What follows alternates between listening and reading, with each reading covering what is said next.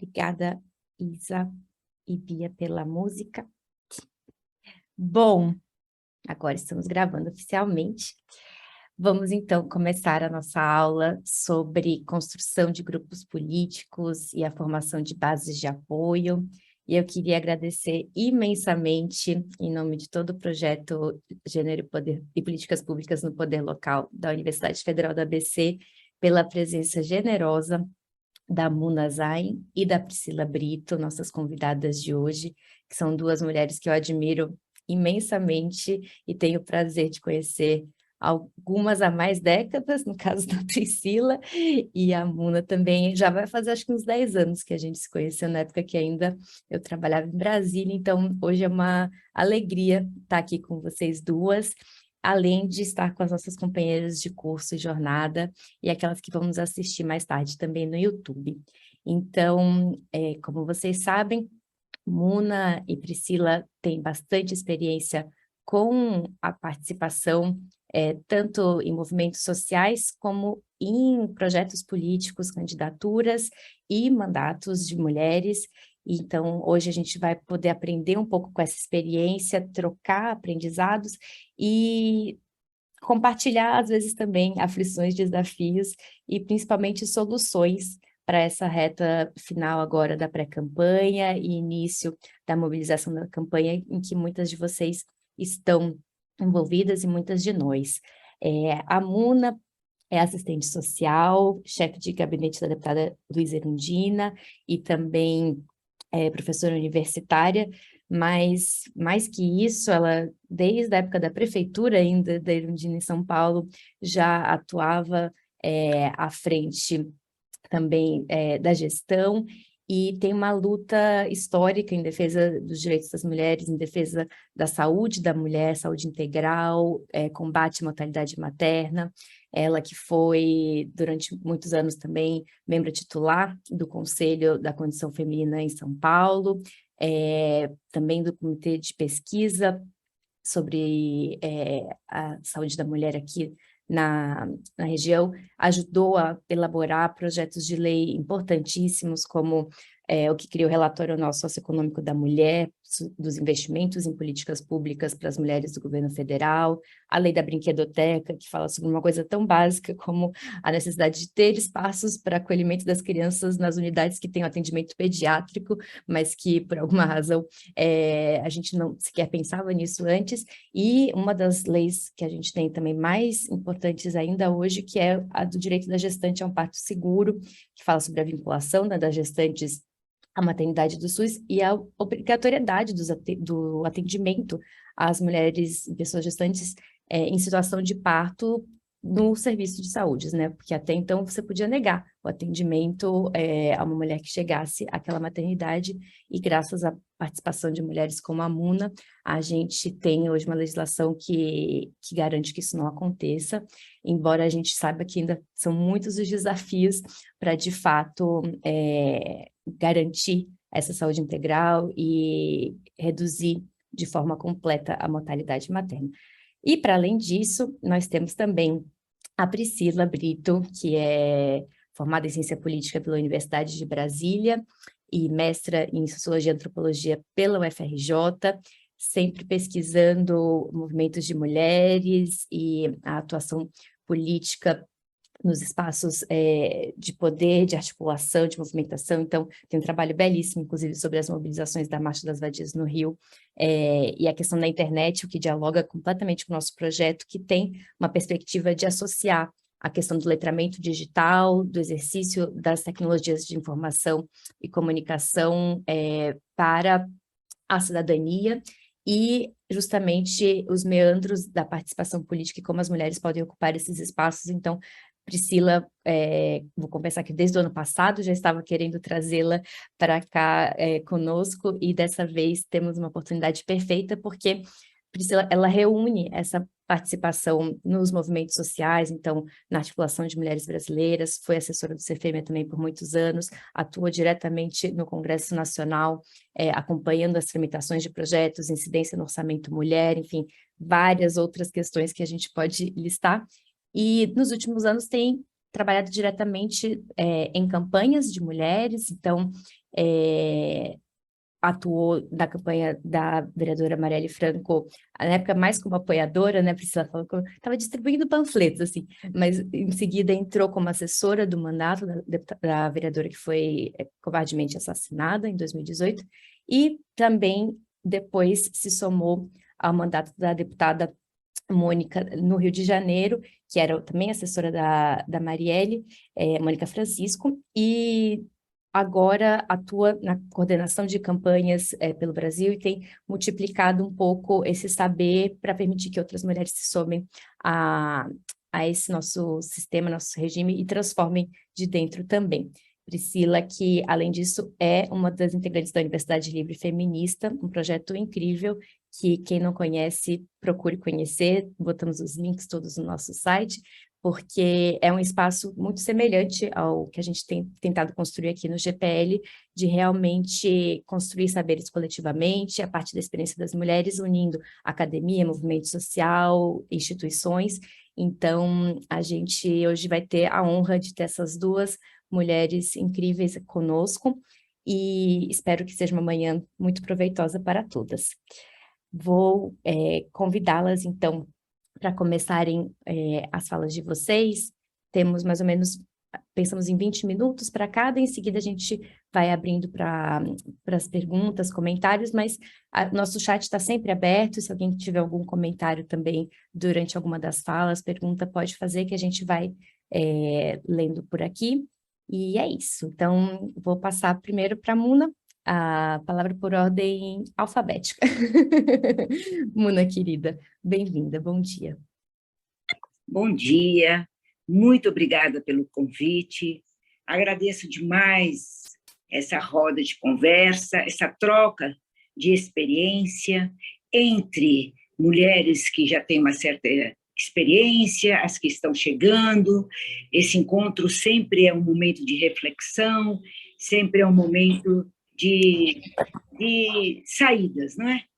Então, eu quero agradecer às organizadoras do projeto da faculdade, do programa Gênero Políticas Públicas no Poder Local, e quero agradecer também à faculdade do ABC. Né? Eu me chamo Muna Zen, eu sou uma estudiosa de Simone de Beauvoir, milito há muitos anos no movimento de mulheres e no movimento feminista. Vamos fazer uma distinção sobre essas duas questões, que é bom, porque a gente está conversando com candidatas mulheres, né? Porque para isso é preciso saber o que é gênero, né? Para isso é preciso saber o que significa uma candidatura de mulher. O que significa uma candidatura de mulher em 2022? Nós estamos falando de um momento muito diferenciado da sociedade brasileira. Nós estamos falando do momento que nós vamos enfrentar uma candidatura, um momento onde a sociedade brasileira está extremamente radicalizada. E essa indisposição, intolerância, violência, exclusão, atinge, na sua grande maioria, mulheres. Vamos trabalhar, por exemplo, no momento da Covid. A Covid atingiu violentamente a mulher na morte, e sabemos que morreu mais homem, mas trabalhadoras que mais morreram foram mulheres. E nós temos também o quanto isso atingiu os lares de mulheres chefes de família, não é? No desemprego, na fome, na exclusão e na violência. Na Covid, nós tivemos maior índice de feminicídio. Isso é um fenômeno que atingiu todas as mulheres latino-americanas e as mulheres do mundo, mas se acentuou extremamente aqui no Brasil. Agora, nós temos aqui um país vizinho, que é na América Latina, que é a Argentina. A Argentina tratou o feminicídio como uma questão da presidência da República. Aqui no Brasil, quem é que cuidou? Não é? Então, eu acho que nós temos muitos componentes para esta campanha. Esse é o momento de campanha singular, de campanha extremamente radicalizada, que disputa um projeto. disputam projeto civilizatório e disputam projetos que dialogam com a morte. Nós estamos exatamente nessa polarização. Por isso que quando você, mulher, opta por um partido, não é porque você optou por aquela sigla, porque aquela sigla é bonita, porque ela te dá condições para se eleger. Não. É porque é uma sigla que tem por trás, sustenta um projeto político. Portanto, se ela sustenta um projeto político, ela sustenta um projeto para a sociedade. E neste projeto, este programa de partido que você optou deve colocar se você é a favor da coisa pública ou da privatização. É evidente que não é só a coisa pública, não é só a privatização, mas algumas coisas estão já colocadas na nossa Constituição Federal, que é a conquista de 1989, o que nós temos como dever do Estado. Portanto, cabe a você, pré-candidata, depois candidata, depois eleita, se Deus quiser, e seus eleitores também quiserem, colocar em prática isso, né? Eu trabalho com uma pré-candidata que, historicamente, defendeu a coisa pública. E essa coisa pública, no momento de crise como agora, que nós vivemos da Covid-19, foi que segurou o país. Quem é que segurou o país, se não o SUS e os trabalhadores do SUS, que, historicamente, vem enfrentando um ataque permanente? Foi o SUS. Quem garantiu a assistência, se não o SUAS? Foi os trabalhadores, as trabalhadoras do SUAS, que, na sua grande maioria, tombaram. Muitos trabalhadores da enfermagem, muitas trabalhadoras da enfermagem morreram e deixaram seus filhos órfãos. Este é o país que você será candidata, e hoje você é pré-candidata. Este é o país que nós estamos enfrentando, que por isso é preciso saber para que ser candidata. Por que você quer ser candidata? É uma missão muito difícil. É uma trajetória muito complicada, mas é uma trajetória extremamente gratificante. Eu trabalho com uma candidata, uma pré-candidata, e que sempre colocou a sua vida a serviço do coletivo. Portanto, sua campanha também é uma campanha coletiva. Ela nunca definiu que ela é candidata. Quem define são os diversos, os múltiplos coletivos que estão a apoiando. Então, nós mulheres estamos para fazer campanha diferente daquilo que historicamente foi feito nesse país.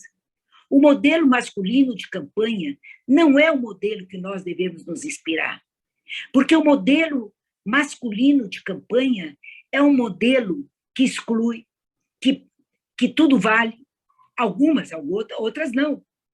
Mas nós queremos fazer um modelo de campanha que é a construção pela base, que é a construção pela escuta, que é a construção pelo diálogo. Quem sabe faz a hora, Geraldo Vandré já colocava isso para nós. Então, por isso, você, candidata, quando você realmente assume que quer ser candidata com o seu coletivo, com a sua família, é fundamental conhecer aonde você vai pisar, como vai pisar, com quem vai pisar.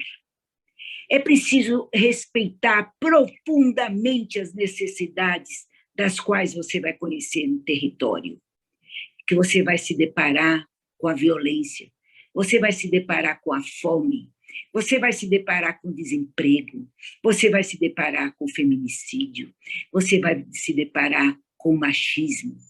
E para isto, você vai ter que ter muita, muita, muita vocação para poder construir políticas públicas de combate às maiores violências que atingem a mulher. Hoje, ainda, enquanto nós estamos aqui conversando, companheiras presentes nesse encontro, uma mulher já morreu.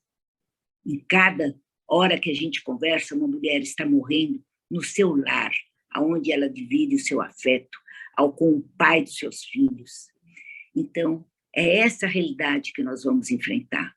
Por isso, quando você chega num espaço de poder, na hora da campanha, todos têm um discurso muito bonito.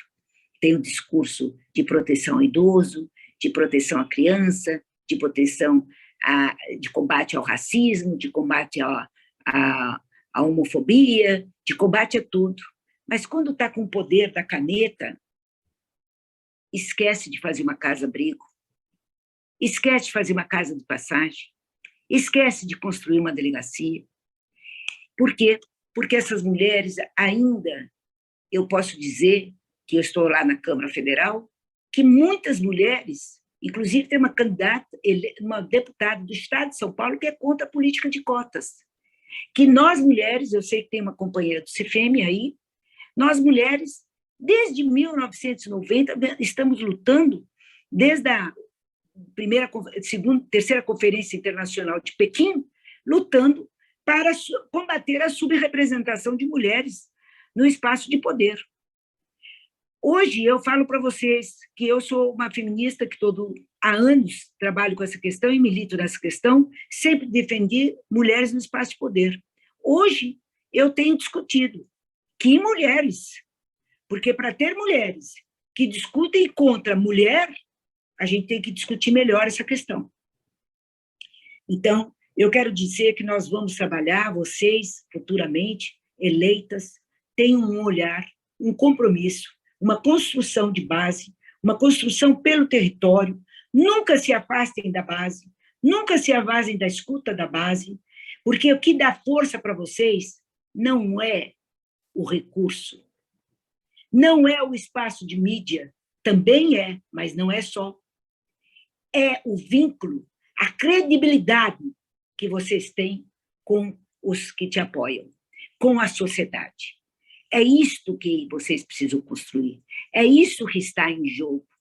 É evidente que nada só dá resultado positivo numa campanha. Não é só a mídia, não é só a rede social, não é só o orçamento, não é só as conversas, roda de conversa. Comitê domiciliar é fundamental.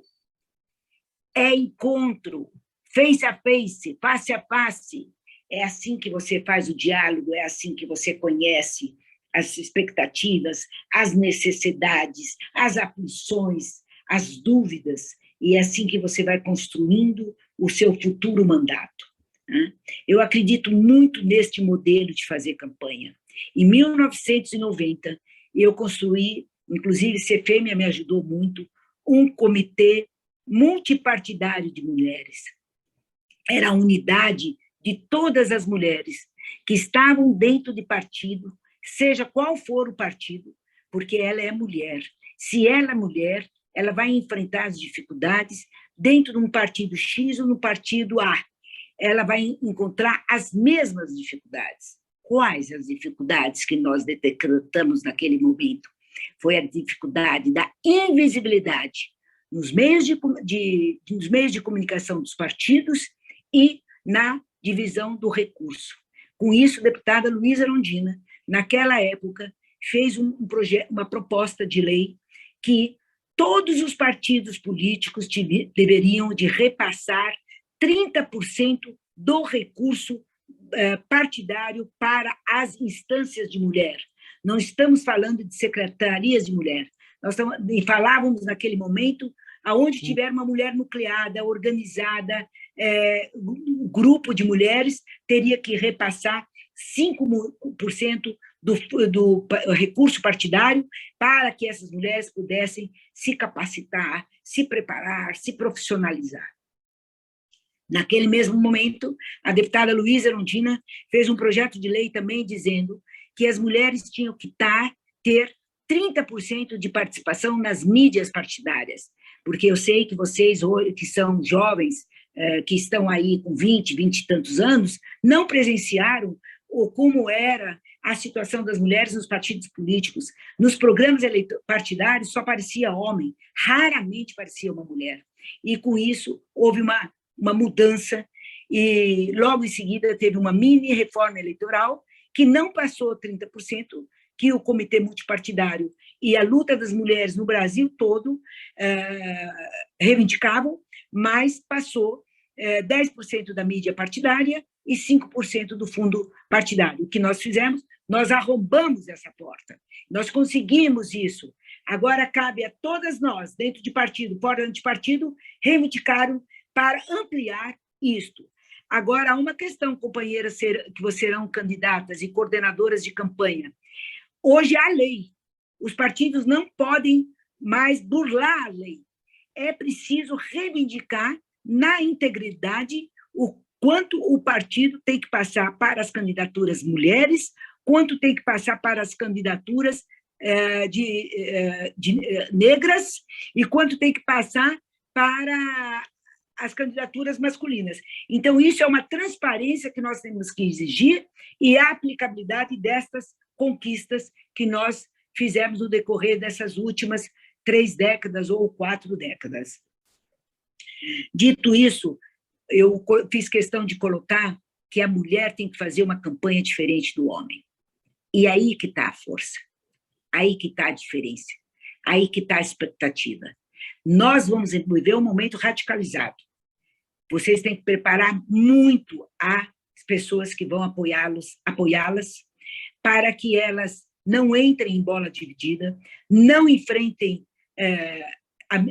provocações, porque a coisa está radicalizada. Nós vamos conversar muito com as pessoas que vão estar na rua, vão estar sustentando a candidatura, vão estar mantendo a candidatura, vão estar disputando a candidatura, vão estar ampliando a candidatura.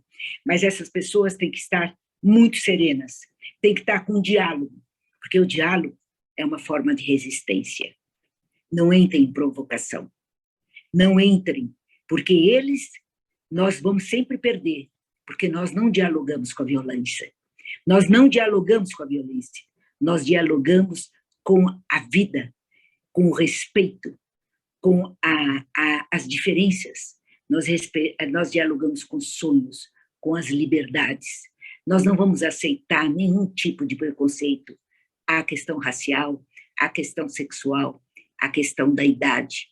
Gente, eu faço campanha há muitos anos, eu nunca vi um preconceito tão violento. A mulher, eu sempre soube que há muita violência, há muito preconceito em relação à mulher da política, porque esse espaço nunca foi permitido para nós, porque nós mudamos essa realidade, quando a gente tem cabeça de mulher e compromisso com as pautas das mulheres. Mas o preconceito, a idade, é inacreditável. É inacreditável o quanto as pessoas violentam as pessoas acima de 60 a mais. Eu fico muito feliz quando tem uma Fernanda Montenegro, uma Bertão com 58 anos, fazendo essa discussão. Imagine uma mulher atriz plena, reconhecida, tendo que fazer essa discussão. O que é que ela deve passar? O que nós passamos? Porque eu também me coloco nisso, eu tenho visto. Mas nós temos uma candidatura aí que vai arrombar esse preconceito, vai colocar toda a sua energia, toda a sua história, porque a mulher não tem idade, ela tem história, ela tem resistência, ela tem luta, porque ela constrói as novas gerações, ela oferece para as novas gerações aquilo que nós não tivemos, aquilo que a minha mãe e a minha avó não teve. Então, nossa história é uma história de acúmulo, é uma história de construção, é uma história de divisão, é uma história de compartilhar. Esta é a história da mulher. É por isso que você vai para a vida pública. É com este dom, é com este compromisso. Não é para reproduzir o que há de pior na humanidade, que é o machismo. Não há pior que é a violência, que é a morte, que é a exclusão, que é a desigualdade salarial, a desigualdade de oportunidades. Não, nós queremos um novo modelo. E você, que já fez essa opção de ser pré-candidata, você reúne tudo isso e leva tudo isso para o parlamento ou para o executivo, e quando você chega lá, você faz a diferença.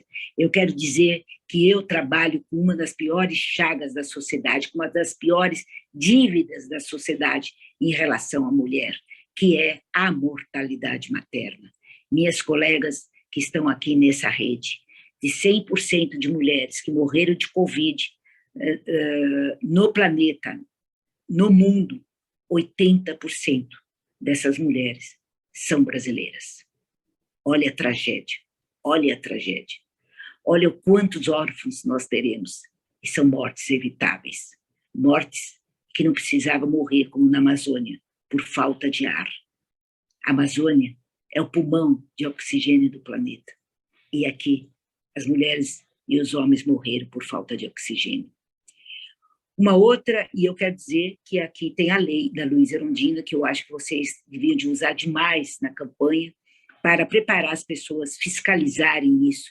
Nenhuma mulher no território nacional deve perambular, o que significa perambular, na hora do parto, ficar batendo de maternidade em maternidade para conseguir uma vaga. A lei diz o seguinte: toda mulher no pré-natal, seja qual for a consulta do pré-natal, essa mulher deve ser vinculada a uma casa de parto, a uma maternidade, ao que for, ao que ela optar. Então, usem essa lei, divulguem essa lei, para que nenhuma mulher entre em sacrifício fetal em busca de uma vaga, na hora do parto. Na hora, o parto não tem que morrer de parto, é evitável. Então, vamos fazer também da nossa campanha um meio de formação. A campanha não é um fim em si, ela é um momento de transformação das grandes chagas da sociedade. A outra questão fundamental é a questão da reversão do número de mulheres nos espaços institucionais. É muito baixo, nós temos 14% de mulheres, isso é baixíssimo. A Argentina, que está aqui do nosso lado, ela tem quase 50% de representação. Não tem por que a gente ter esse baixo número de mulheres, porque as mulheres estão sim na política. Esse dito que política não é para mulher, não é para mulher essa política de levar vantagem, essa política de levar milhares de pessoas à fome, levar milhares de pessoas ao desemprego, milhares de pessoas à violência. Não, essa política não é nossa mesmo. A nossa política é com a vida, é a política de construir condições da política, na macropolítica, para combater essas questões como a mortalidade materna, como a subrepresentação das mulheres nos espaços de poder. É pela política que a gente faz. Não vamos demonizar a política, porque cada vez que você demonizar a política, você está dando espaço para a barbárie, você está dando espaço para a violência, para o descaso, e não vamos combater o descaso com a coisa pública, cortar verba para a ciência, tecnologia, cortar verba da assistência social, cortar verba do SUS. Não, nós vamos estar lá para cada vez mais reafirmar o nosso compromisso com a coisa pública, com a transparência. A coisa pública ela tem que ter transparência, ela tem um tripé que eu aprendi sempre com a Luísa Erundina: transparência, participação popular. Você nunca faz nada sem a participação popular. E inverter prioridade. Para onde tem um hospital, você tem que passar um hospital, manter esse hospital, dar qualidade, condições de trabalho, condições de salário para o trabalhador e trabalhadora, mas levar para onde não tem. Isso é inversão de prioridade. É isso. E a outra questão que eu quero colocar para vocês, que é fundamental, é por que sou candidata? Cada candidata tem que ter o orgulho de ser candidata. Tem que se empoderar. Se empoderar não é ter uma vaidade boba. Se empoderar é saber o grau de responsabilidade. E esse grau de responsabilidade é dividido com o seu coletivo. Você é a candidata, mas divide com o seu coletivo, com o seu grupo técnico. Não queira dirigir na hora, não queira ser candidata de prestar conta, dirigir, fazer tudo na mesma vez. Isso não existe. Você tem que ter o diálogo preparado, a partir da escuta. e mostrar um modo diferente de ser político. Porque quem é dono do seu mandato não é você, é o povo que te conferiu esse mandato. Então, cabe você estar prestando permanentemente contas, dialogando com quem te conferiu esse mandato. Isto é fazer campanha diferente daquilo que historicamente se fez nesse país. Muitas mulheres estão fazendo campanha com modelo masculino, e quando chegam lá, são filhas de ex-políticos, esposas, irmãs, e continuam reproduzindo aquilo que há de pior, que é lutar contra as causas das mulheres. Então, é um momento muito difícil, é um momento muito radicalizado, por isso tomar muito cuidado. Tem áreas aí extremamente perigosas, que colocam em risco, sim, candidaturas, como a nossa candidatura da nossa companheira Marielle Franco, eleita, uma mulher negra, eleita pelo Estado do Rio de Janeiro, que foi violentamente assassinada. Assim continua essa violência, como com os 2 ambientalistas do Amazonas. Hoje é o 7º dia e até hoje nós não sabemos o que aconteceu, aonde eles estão, e a opinião pública nacional exige essa apuração. Eu quero dizer que eu não irei usar material muito impresso nessa campanha, porque eu acho que nós temos que ter a preocupação total com o meio ambiente, e cada papel é um comprometimento do meio ambiente. Na hora do momento da votação, não permitam que seus eleitores, seus cabos, seus companheiros de campanha joguem material na porta de campanha, de colégio eleitoral. Isto depõe contra a campanha, porque todo gesto que você faz, desde o primeiro momento que você é candidata, a pré-candidata, até o momento da sua eleição, todo gesto é educativo. Todo gesto e mostra, sinaliza que tipo de parlamentar ou governadora, senadora, o que você será. Então, não irei usar.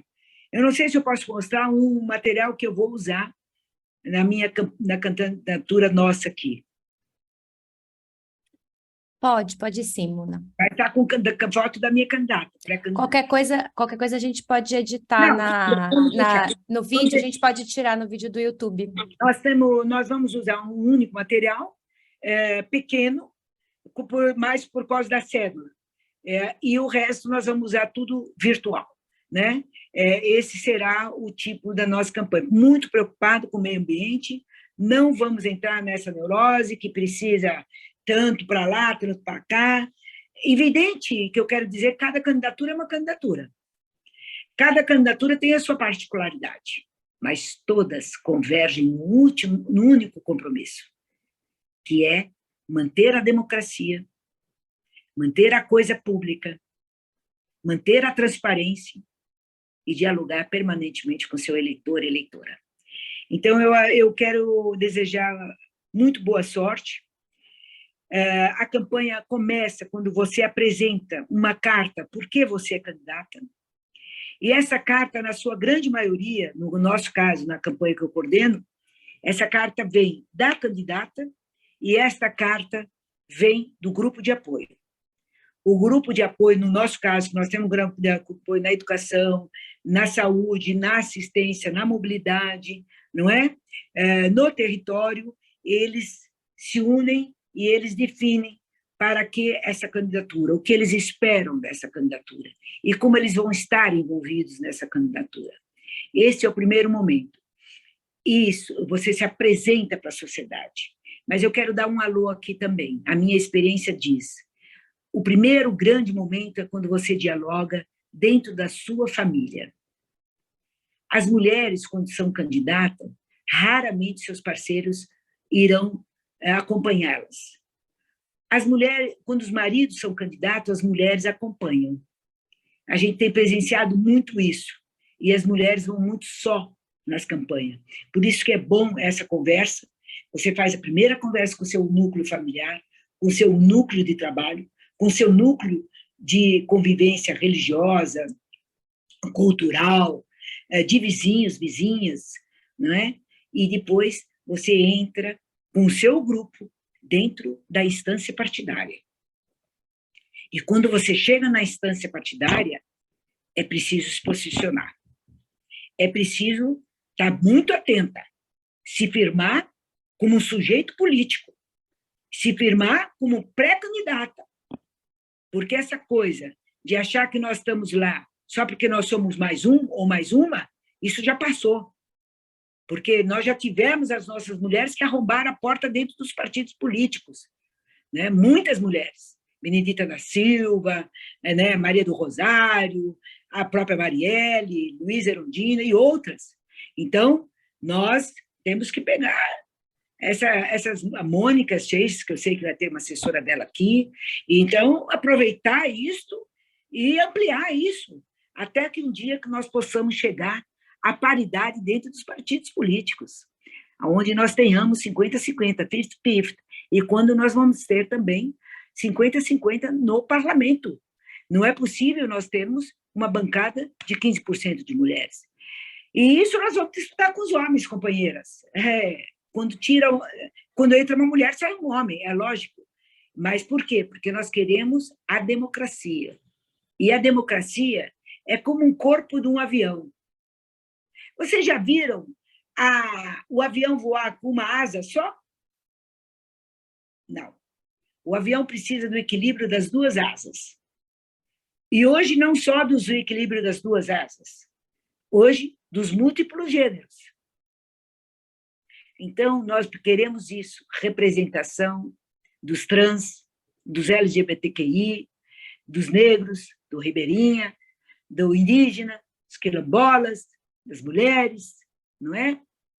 Dos imigrantes, né? Dos refugiados, que estejam todos, né, com essa voz, fortalecendo o que é mais nobre, que é a política e a democracia.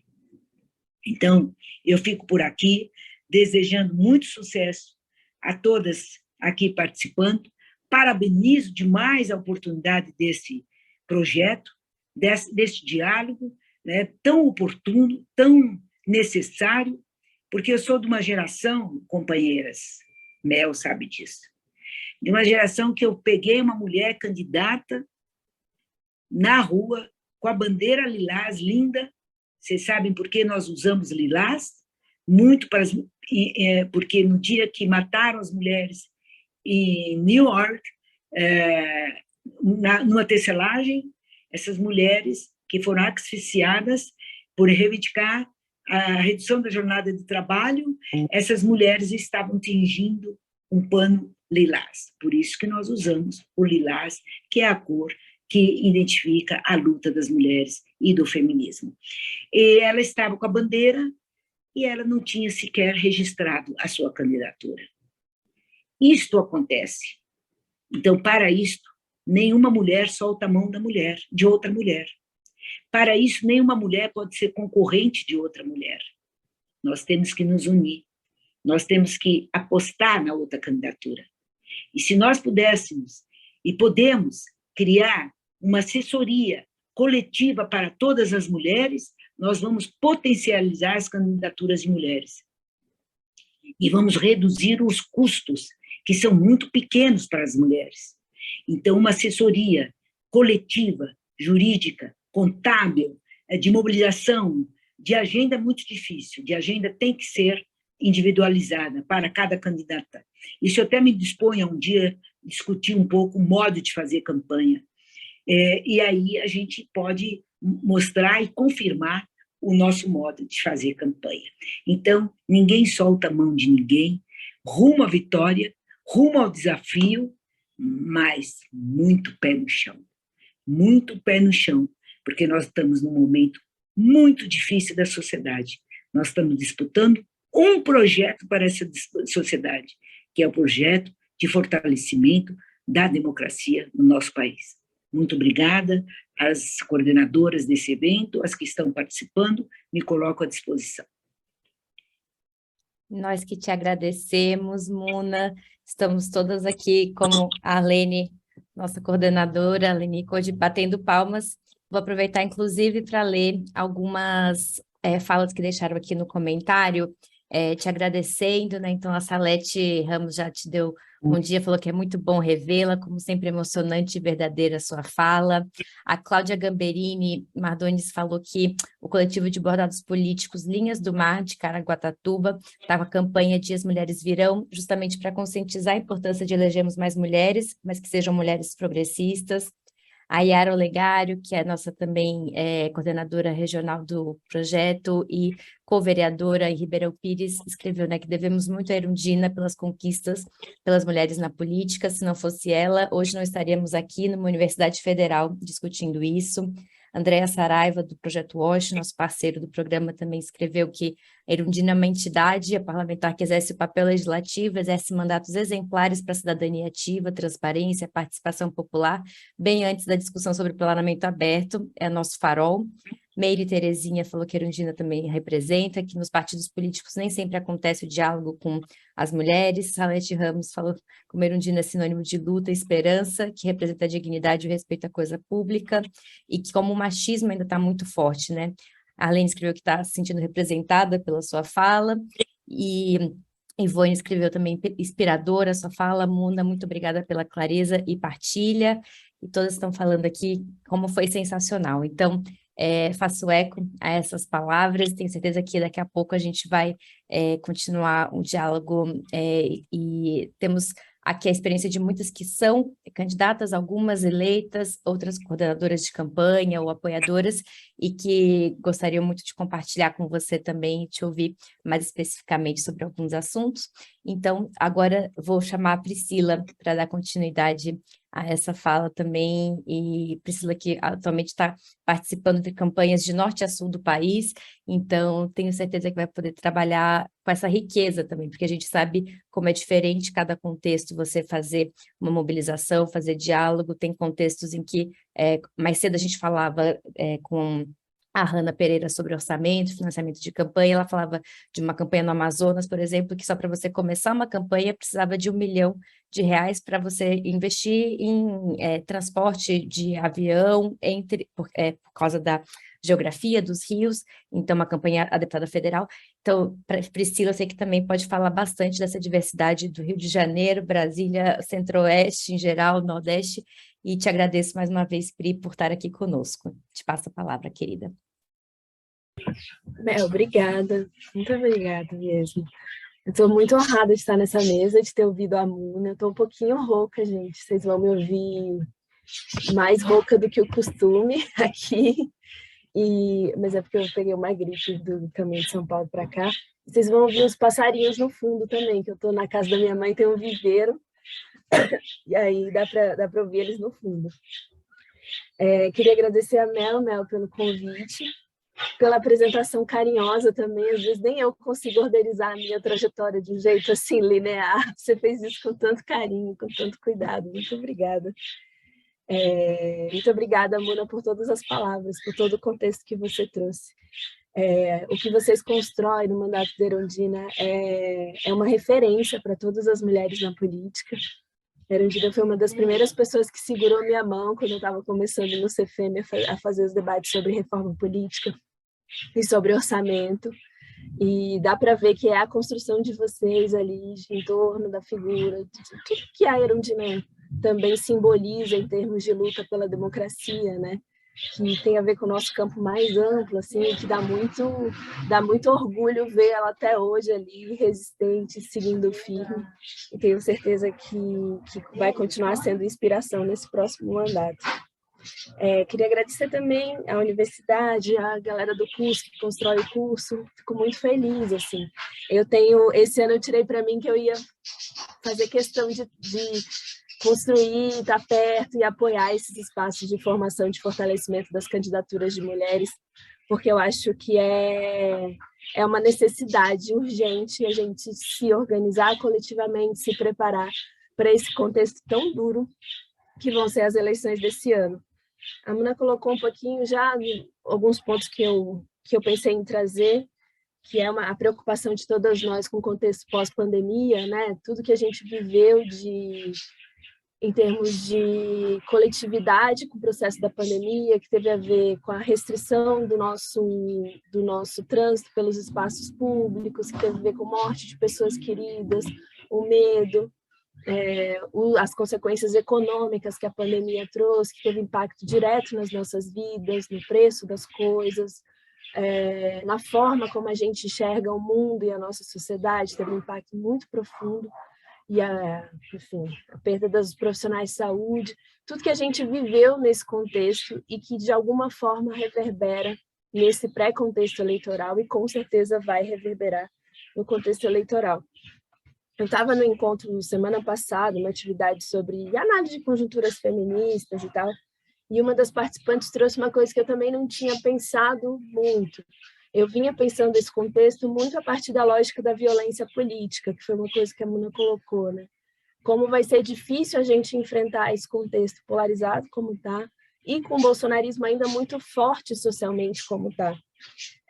E ela trouxe também a dimensão da raiva e da agressividade que estão, de alguma forma, retidas na gente mesma, por causa desse processo da pandemia, né? Tudo que a gente reprimiu ao longo dos últimos anos e, de alguma forma, se expressa de forma confusa hoje na nossa ocupação do espaço público, nessa retomada do espaço público. Então, a gente está vivendo um momento em que os afetos estão muito confusos também, e isso, com certeza, tem impacto na forma como a gente se expressa politicamente. E no medo que vem, né, no contexto político futuro do Bolsonaro ser reeleito, que ainda é uma realidade possível. E se ele mesmo não sendo reeleito, o desafio que a gente tem diante desse cenário do Congresso Nacional e das Assembleias Legislativas, dos governos estaduais, que é da possibilidade do bolsonarismo resistir como força política importante nesses diferentes poderes. Mesmo no cenário do Lula sendo eleito, eu construo, e boa parte das candidaturas que eu construo, constrói o campo, né, que quer ver o Lula eleito, que quer ver uma mudança nesse sentido, que quer restabelecer uma ordem democrática de direitos. Então, para tentar voltar nos retrocessos tentar acabar com os retrocessos tão grandes que a gente teve nos últimos anos, né, para conseguir voltar a falar de direitos, tentar voltar a falar de uma perspectiva de avanço e de políticas públicas de enfrentamento à fome, de enfrentamento ao desemprego, políticas públicas de enfrentamento ao feminicídio e todas essas mazelas aí que a gente só está vendo crescer e escalonar nos últimos dias. Eu trouxe, antes de entrar na parte de grupo político de apoio de mandato mesmo, eu queria trazer para vocês um resultado de uma pesquisa que a gente fez lá no Cefêmea, que é uma pesquisa bem interessante, qualitativa, com 3 grupos focais de mulheres diversas de todos os estados do país e tal, com diferentes perfis sociais, sobre como elas estão vendo o contexto eleitoral esse ano, a política e as eleições esse ano. Ainda está muito recente, vocês sabem que, em geral, as pessoas começam a se atentar para as candidaturas e para as campanhas e tal, a partir ali julho, agosto, né? Em geral, decidem pela ordem, primeiro olham o presidente, depois olham o governador, e aí olhar deputado, deputada federal, estadual, é um processo para a cabeça de quem vota já muito tardio. Tem gente que, inclusive, decide no mesmo dia, como vocês sabem, nesse caso, né? Presidente, em geral, as pessoas decidem antes, assim. Às vezes só 2 semanas antes, mas é o que temos. Então, a gente decidiu sondar as mulheres, a mulherada, para ver o que elas estavam pensando. E, surpreendentemente, elas estão atentas ao processo eleitoral já agora. A pesquisa rodou mês passado, final do mês passado. Então, elas já estão muito atentas ao processo eleitoral e elas muito preocupadas com a presidência da República. Esse é o cenário geral, dá para dizer isso, que em todos os grupos apareceu que elas estão bem preocupadas com a presidência da República, especificamente, e preocupadas porque muitas já se arrependeram do voto no Bolsonaro. Vocês sabem, na última pesquisa, eu acho que só 25% das mulheres que devem votar esse ano apoiam ele como atual presidente, né? A maioria está indecisa ou já manifestando apoio ao Lula, que também é o grupo social com maior apoio ao Lula nesse caso. Então, muitas já se mostraram arrependidas e têm muito medo de votar em qualquer coisa que seja nova. Isso para a presidência da República é bem interessante, assim, porque o Lula não é exatamente uma novidade, né? Já tem experiência de governo, tem uma memória positiva, um saldo positivo em relação às políticas que ele implementou. Então, tem aí por isso é mais fácil essa migração do voto delas para um voto nele. Mas isso me preocupou bastante quando a gente pensa no cenário das câmaras e dos legislativos estaduais, da Câmara Federal e dos legislativos estaduais, porque a representação feminina é extremamente baixa nesses espaços legislativos. Então, a gente não tem nem 15% na Câmara Federal, as assembleias legislativas têm uma média por aí também. Então, se a gente olha para as candidaturas femininas como novidades, partindo desse receio das mulheres de votarem em candidaturas que elas não conhecem, a gente tem um desafio de mostrar a novidade de que as candidaturas de mulheres trazem numa perspectiva que não seja uma linguagem do novo, que não seja uma linguagem de uma novidade como a gente viu nas eleições de 2018, mas uma novidade que talvez traga junto a força e a possibilidade de fazer, a capacidade de fazer calcada numa experiência concreta. Porque uma outra coisa que apareceu na fala delas foi como elas veem que os políticos em geral e as políticas não falam do cotidiano delas, do cotidiano de desemprego, do cotidiano de fome, do cotidiano de muita dificuldade e até de se informar politicamente, porque elas estão soterradas em jornadas múltiplas de trabalho e de cuidado. Então, o nível de acesso à informação política também é muito discrepante entre homens e mulheres. Os homens dizem que veem pelo menos um jornal ou uma notícia ao longo do seu dia. Muitas mulheres, isso não, na realidade das mulheres que são mães, por exemplo, cai para uma vez por semana. Então, elas têm muito mais dificuldade de conseguir acessar essa informação. E aí, quando a Muna estava falando, eu pensei, nossa, é isso, né? A importância de ter candidaturas que sejam freirianas, assim, pedagógicas também nesse sentido. E eu gosto da palavra freirianas até para tirar a coisa de que você vai ensinar as pessoas sobre política, porque eu acho que não é disso que se trata, mas acho que tem um nível de informação acessível que é importante a gente produzir com as candidaturas de mulheres, que dialoga com essa realidade concreta da vida das mulheres, com a realidade cotidiana, que é super importante a gente aproveitar o momento eleitoral para isso.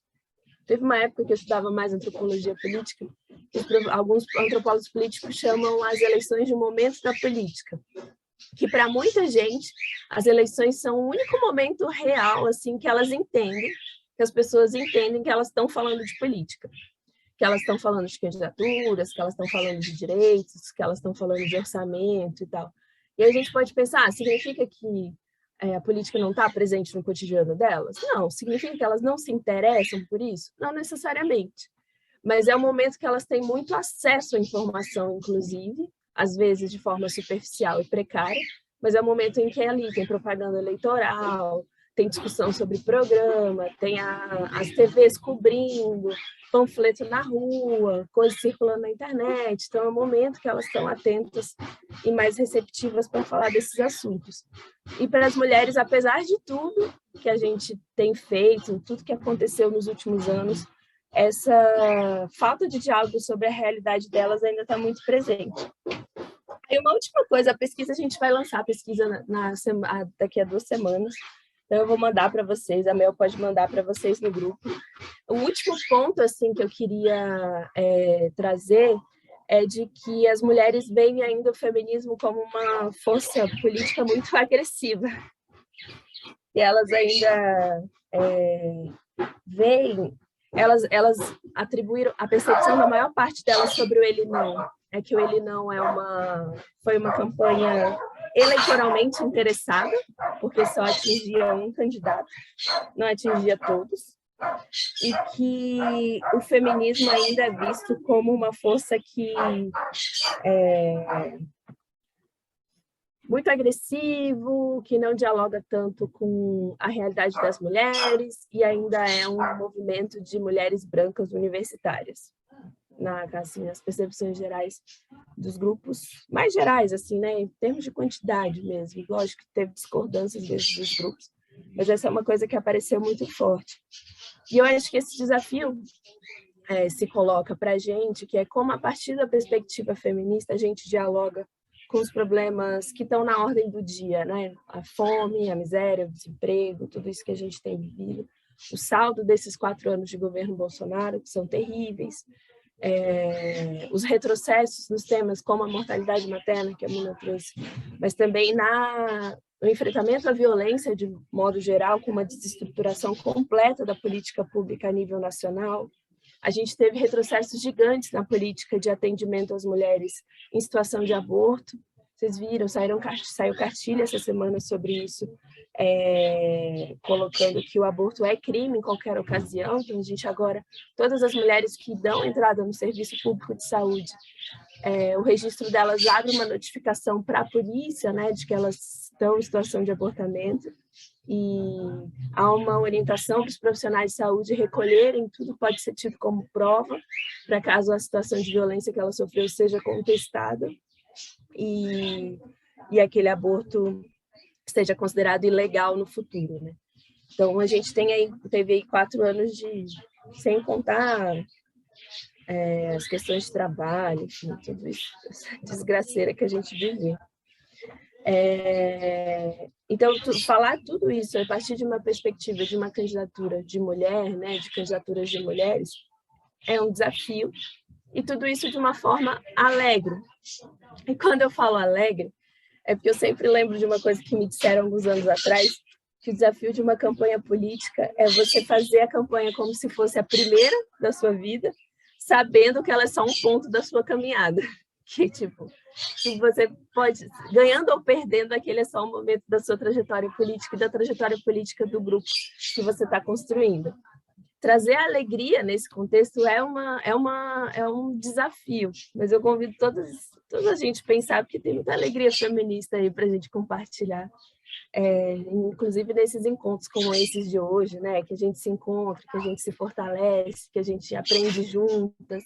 Para mim, esse é um motorzinho da alegria, assim, para enfrentar esse contexto eleitoral. E de se cuidar também, né, gente? Porque cuidado nessa perspectiva é bem importante.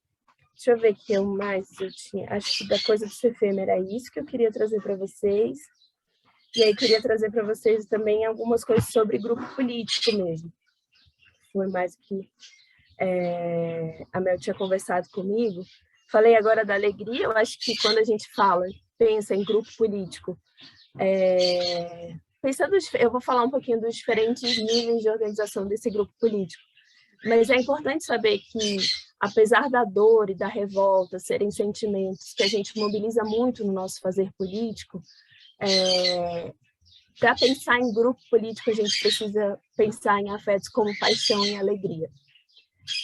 Paixão, amor, né? Dependendo aí da durabilidade desse grupo, mas paixão, amor e alegria. É muito difícil a gente se manter num grupo só pela revolta e pela dor. Lá no Rio, eu tive mais contato nas experiências das mães e vítimas de violência, e dá para perceber como a mobilização constante da dor traz uma instabilidade para os grupos políticos que elas organizam. Nos processos de luta por justiça da Mari também a gente sentia isso, porque quando você aciona a dor o tempo todo, ela é ressignificada de maneiras muito assim, desiguais para as pessoas do grupo e de formas inconstantes. Vocês devem ter passado por experiências de luto, né? Muda muito de pessoa para pessoa e tal. Eu acho que, em termos de grupo político, paixão e alegria são sentimentos mais sustentados. Se a alegria for colocada como um motorzinho aí para as pessoas se manterem juntas, a gente consegue ter espaços, inclusive, mais convidativos para as outras pessoas. E eu acho isso bem importante, porque quando a gente pensa na candidatura, claro que tem uma centralidade muito grande da figura pública, né? Da figura política, no caso da Muna, constrói o mandato da Irundina. A gente lá, quando a gente construiu o mandato da Mari, ou da Mônica Francisco. Tem uma centralidade da candidatura que é da candidata, que é uma centralidade também de responsabilidade. A Mari gostava de falar uma coisa, que ela falava assim, ao fim, ao cabo é meu nome que está lá, é eu que tenho que assinar. A gente vem tensionando isso nos últimos anos com a proposição de candidaturas coletivas e de mandatos coletivos, que ainda funcionam de forma precária, porque é isso, a estrutura é montada em torno da pessoa, da figura política. Ela não é montada para ser de um grupo político ou de um movimento. Ela está ali consolidada em torno das pessoas, para dar, inclusive, liberdade para as pessoas transitarem em posições políticas diferentes. Nosso sistema político ele é assim, né? A gente vem tensionando para mudar há muitos anos, aí, desde a Constituinte, praticamente, mas ele é assim hoje. Então, lógico que isso empurra a figura pública para uma posição de centralidade. Mas, no nosso caso, acho que a gente nunca pode acreditar que as armas são nossas, assim, né? Que a gente, se vocês forem eleitas, o fato de estar ali ocupando esse espaço significa que as coisas se resolverem, porque, na verdade, os problemas só se multiplicam. Quando uma candidata é eleita, ela passa a enfrentar 1 milhão de outros problemas que não estavam colocados, tendo que lidar com 1 milhão de outras informações que não estavam colocadas na candidatura. Porque uma candidatura também é muito moldada a partir das características da pessoa, né? Por exemplo, no caso da Mari, uma mulher negra, mãe, que veio da favela da Maré, que fez um pré-vestibular comunitário, que estudou na PUC com bolsa, quando ainda era mãe, e depois que se engajou na luta de direitos humanos. O mandato foi muito moldado a partir dessa figura, dessa pessoa, né, que ela era. Ela trouxe para dentro do mandato as características da figura dela. Mas aí chegou lá e tem articulação com o partido, aí tem os outros temas que ela tem que lidar, e aí ela tinha que aprender mais sobre economia, que era uma coisa que ela não dominava muito. Enfim, quando você começa a trajetória, você vai vendo o tamanho e a dimensão do problema. E hoje, num contexto que a gente está, com uma esquerda mais... Eu ia falar radical, mas acho que não é radical a palavra. Acho que uma esquerda comprometida com uma agenda de direitos, né, com uma agenda de avanços democráticos, ela está bem escanteada no jogo da política, assim, né? O Congresso Nacional tá complexa a nossa vida. As mulheres que estão lá naquele espaço acabam sofrendo uma sobrecarga imensa de ter que lidar com temas que não estavam colocados a princípio, mas que vão surgindo. Então, por isso, pensando que a gente não pode acreditar que as armas são nossas, que na real a gente está numa luta que não vai parar na gente, né? A Ludina tem aí 30 anos de trajetória política, institucional, mais de 30 anos, né? Quase uns 40, né, mano? Nessa trajetória política institucional, e a luta não parou nela, na real a luta continua, ela foi abrindo caminho para que as outras venham. Então, pensar com carinho em como manter o grupo político de vocês unido, forte no sentido de percebendo que podem se apoiar uns dos outros, umas nas outras, e que tenham espaços de respiro, inclusive dentro do grupo, eu acho que é uma forma bacana de pensar a sustentabilidade do projeto político de vocês. E aí, para além de paixão, alegria, eu trouxe os afetos porque eu acho que eles são muito basais quando a gente pensa em política, são muito da base, e às vezes a gente não olha para eles. Mas ideais, sentimentos de grupo e causas estão ali no norte das pessoas, né? Estão ali no que, quando eu penso que me movimenta, assim, poxa, eu tenho aderência ao projeto político dessa pessoa e quero construir junto com ela. Essa sensação, a comunicação sobre quais são essas ideias, quais são esses ideais, o que a gente pode fazer para as pessoas saberem pelo que estão lutando, eu acho que é legal também. E aí isso passa por pensar atividades para o grupo, pensar formas de manter esse grupo unido, pensar como a gente pode fazer atividades juntos, estar junto, até a dinâmica das reuniões. Gente, é uma coisa que pouca gente se atenta, mas tem gente que faz reuniões intermináveis, é um negócio pavoroso. E dificulta muito para a mulherada que é mãe e tal, não sei o que, participar do processo. Então, até a dinâmica de reuniões pode envolver o cuidado. Tem algumas atividades de garantir espaços infantis para que as crianças possam, para que as mulheres que são mães possam participar. Tudo isso são formas de trazer bem para a prática aquilo que está colocado na nossa concepção de mundo, naquilo que a gente acredita. É importante também reconhecer a energia que as pessoas colocam na construção, assim. Isso eu vejo em uma galera da direita que traduz, a galera da direita com que eu tive contato que traduzia muito reconhecimento como dinheiro, né? Você reconhece o trabalho da pessoa aumentando a remuneração dela, uma conversão bem simples. Mas em grupos de esquerda, às vezes eu vi uma dificuldade da galera se reconhecer a energia que as pessoas estavam colocando naquela construção política. Às vezes por uma visão de tentar não privilegiar uma pessoa ou outra, às vezes por uma tentativa de uma maior horizontalidade. Tem vários valores que a gente coloca na roda que às vezes trazem isso. Mas eu acho importante reconhecer de alguma maneira, e aí eu acho que cada grupo, a resposta está no grupo, né? Cada grupo entende quais são as formas de reconhecimento que são melhores, mais legais e tal, de fazer coletivamente, mas reconhecer que não é fácil a pessoa sair de casa para construir um grupo político, né? Não é fácil no movimento e na candidatura ainda tem essa questão do peso da figura pública, que é ótimo, mas traz várias questões também ao longo do tempo. Inclusive a confusão entre a figura pública e o papel de chefia, né, que é uma coisa que aparece quando vai entrar em lógica de mandato e tal. E acho que nesse bojo do ideais, causas que a gente defende e tal, pensando também muito concretamente quem são os inimigos com quem a gente está lutando. Ter clareza dos embates que a gente está fazendo também ajuda bastante na mobilização constante das pessoas, porque às vezes a gente coloca os nossos inimigos de forma muito abstrata, tipo o capitalismo. A gente está lutando contra o capitalismo é o nosso inimigo comum. Só que numa dinâmica partidária, institucional, concreta, nem sempre os nossos inimigos são facilmente reconhecíveis, tipo, o capitalismo nem sempre é facilmente reconhecível nos nossos embates cotidianos, e nem é fácil fazer a leitura de conjuntura e tal sobre como a gente tem que se movimentar, como a gente tem que responder a um determinado projeto de lei, a uma determinada questão que está colocada, a um determinado evento da campanha.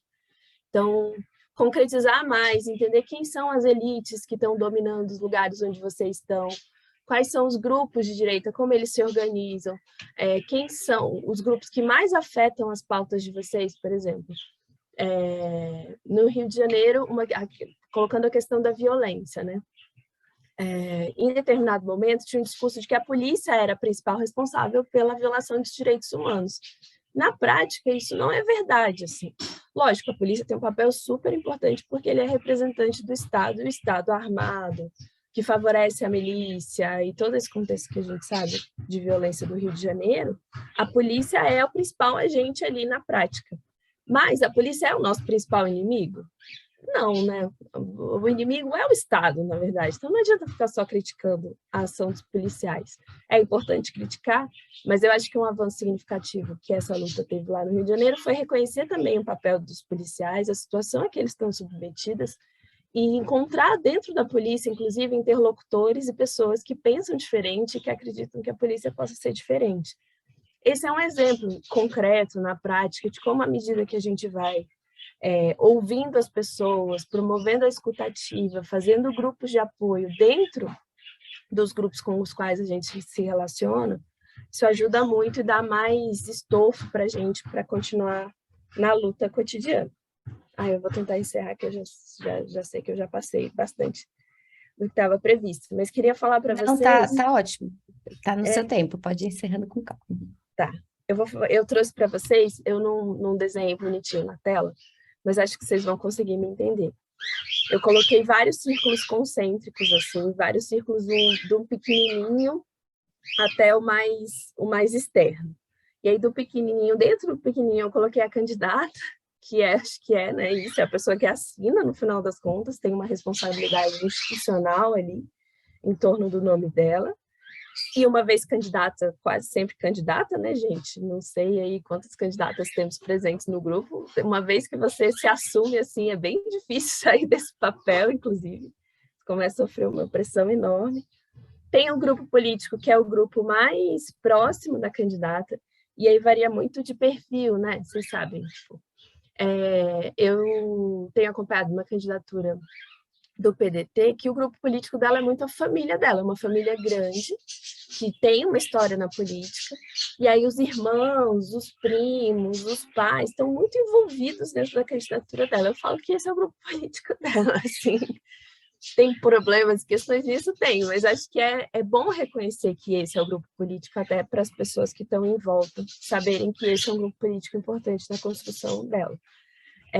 Eu e Mel, a gente conhece uma galera que se candidatou a partir do movimento estudantil, que o grupo político em torno é muito a ver com esse movimento estudantil, assim, né? As pessoas que acompanham aquela figura ali por anos, assim, de militância.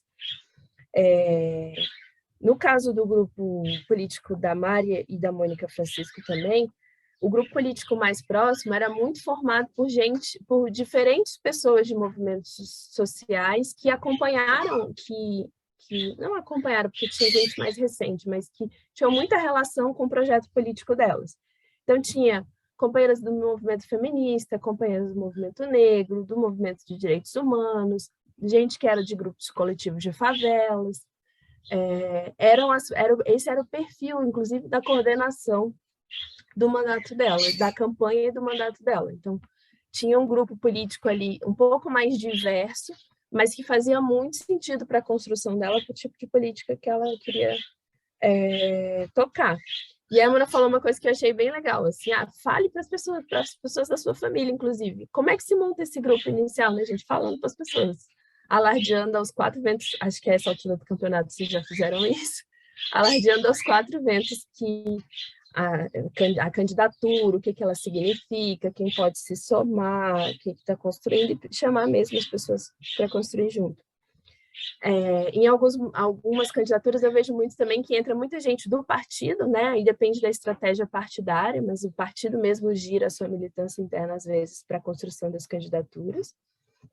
Eu gosto muito da experiência de você ter uma espécie de conselho, não sei se esse nome é o melhor, mas você ter um grupo político ampliado, com pessoas que apoiam a candidatura, que são referência nas áreas que aquela candidatura quer propor políticas e tal, projetos, mas que são pessoas que às vezes não conseguem se engajar tanto. Acontece muito quando a galera é professora universitária, porque aí, ainda mais nesse calendário universitário maluco, né, pós-pandêmico que a gente está vivendo, a galera está com 1001 tarefas e tal, não consegue se reunir, por exemplo, uma frequência semanal. Mas às vezes topam estar no grupo que se reúne uma vez por mês, por exemplo, para pensar algumas estratégias e algumas propostas para a candidatura. Quando a gente construiu a candidatura da Mônica Francisco, a gente fazia reuniões setoriais, primeiro, mulheres, direitos humanos, favelas, e aí perguntava para as pessoas se, para além daquelas reuniões, elas topavam fazer parte desse grupo mais amplo. Nem todas topam por uma disponibilidade de tempo mesmo, mas quem topava era bem legal, era uma reunião grande, que a Mônica falava, inclusive das dúvidas, das questões que estavam colocadas, e a galera dava palpite. É um grupo ótimo para ouvir os palpites, né? Até perguntar, e aí já testar com eles. Uma coisa que a gente fez em um que deu certo, antes de começar a campanha, a gente mostrou o vídeo de apresentação da candidatura para esse conselho mais amplo. E aí foi super legal, porque eles deram feedbacks bem interessantes, deu para ajustar algumas coisas no vídeo, e o vídeo acabou ficando bem legal. E aí, além do conselho, é legal também, eu acho, pensar num grupo maior, não necessariamente maior, mas um pouco mais distante, que é o grupo de influenciadores.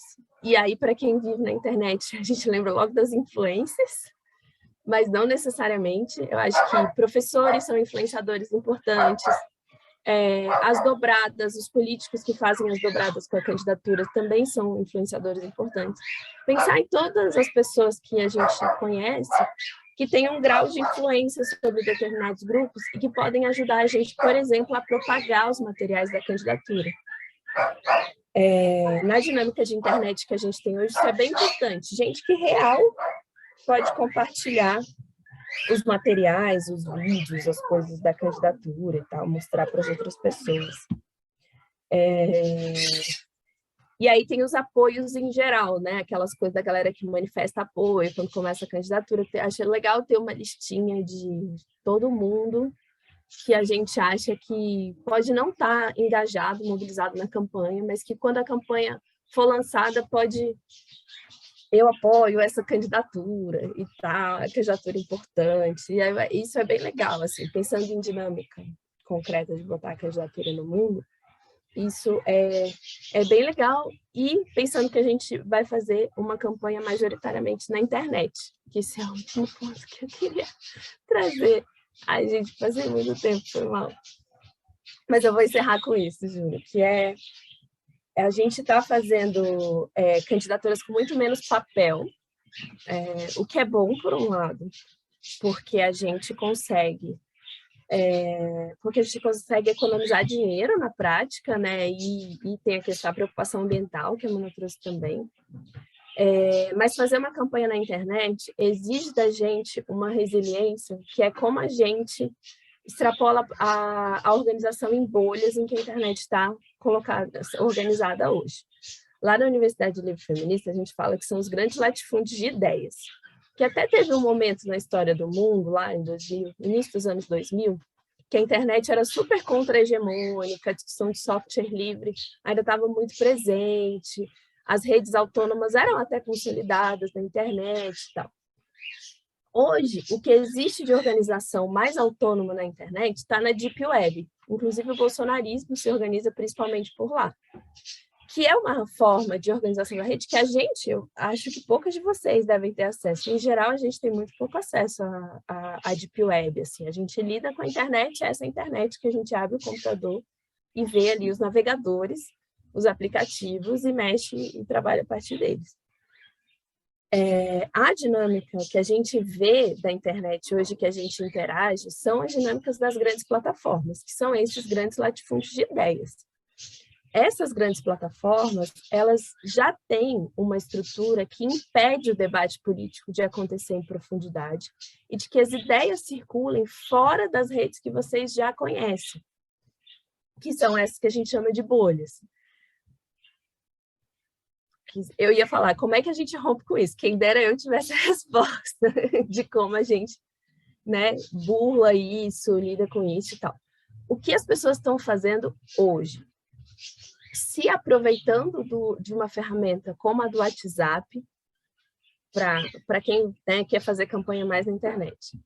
No caso do Amazonas, eu estava conversando com a Anne, que é do PT lá, que vai fazer uma campanha de deputada na Amazônia, né? Ela estava me contando o rolê do gasto que se tem para transitar de barco e de avião no estado inteiro. E ela está grávida. Eu falei, Anne, você é maluca, mas estamos lá, acho que é um desafio legal e eu vou estar super apoiando, porque eu acho ela uma candidata incrível. Mas quando para quem quer fazer campanha mais na internet, como rompe com a dinâmica de bolhas é uma questão. O que a gente tem feito é isso. Cola atividade presencial em organização de WhatsApp, e aí tem várias estratégias possíveis para isso, mas tipo, virar a maluca dos contatos e pegar todos os contatos possíveis, organizar eles em grupos pequenos e lista de transmissão, é uma estratégia possível, que inclusive a direita usa a rodo. Ajudar os mobilizadores e os influenciadores principais da campanha a apresentarem a candidatura também é uma outra estratégia legal. É tipo formar a galera mesmo, porque quando você fala de uma candidatura, você pode falar de 1 milhão de coisas. E aí falar para a galera, cara, ó, é isso, isso e isso, são 3 pontos, tananana, é isso, tenta convencer a pessoa a partir disso. Isso ajuda a organizar e ajuda no processo de convencimento. Então, o WhatsApp colado com eventos presenciais também é uma estratégia que vale super a pena. Qualquer evento que a candidatura for, que a candidata for, ter alguém lá recolhendo e tal, organizando esses contatos. É uma possibilidade de manter o contato com as pessoas, inclusive. Incentivar que outras pessoas formem grupos de apoio à candidatura no WhatsApp também é como se fosse a transferência para o virtual daquilo que a gente faz via comitês domésticos e tal. Formar grupos pequenos, às vezes, da família. Falar, forma um grupo com a sua família para compartilhar as coisas da candidatura, com as suas amigas, com todo mundo que você acha que pode ter interesse. É legal ter uma pessoa responsável por isso na campanha, porque eu acho que vai ser difícil a gente fazer via Instagram e Facebook. E aí, falando de Facebook, Instagram e tal, essas plataformas que estão muito na dinâmica de bolhas, Tem o que a gente fala que é feijão com arroz, que é o que você faz de apresentação da candidatura, é isso que o Luana falou, começa com uma carta, começa com um vídeo de apresentação da candidatura, e aí pode ser um vídeo mais simples que vocês conseguirem produzir, mas é bom ter um roteirinho, vocês sentam, fazem um roteirinho, começo, meio e fim, para as pessoas, né, para não ficar confuso. Também a candidata não ficar nervosa, porque é horrível gravar sem saber direito se vai falar direito, se vai fazer bem, né, as coisas de luz e tal, não sei o quê. Então, venha um enquadramento legal, com uma luz bacana. Gravar de manhã, a Bel entende isso melhor do que eu. Gravar de manhã é sempre bom, com roteirinho, grava quantas vezes forem necessárias, com o celular mesmo. Se tiver um microfoninho um fone de ouvido, o microfoninho também ajuda. E aí grava, tira uma manhã para isso, grava um vídeo de apresentação da candidatura, que isso é legal, isso em agosto vai ser, a partir de 16 de agosto vai ser super importante. Pode ser o vídeo que vocês vão circular no WhatsApp a campanha inteira para apresentar essa candidatura. E aí a outra coisa é pensem em coisas criativas também, coisas que vocês acham que faça sentido. Eu conheci uma candidata uma vez que a pauta dela era educação, e aí ela colou nos postes em volta de todas as escolas, colou não, amarrou uma fita, assim, uma fitinha, tipo essas de braço, em volta do poste, assim, de várias escolas do município dela, eu acho que era campanha de vereador.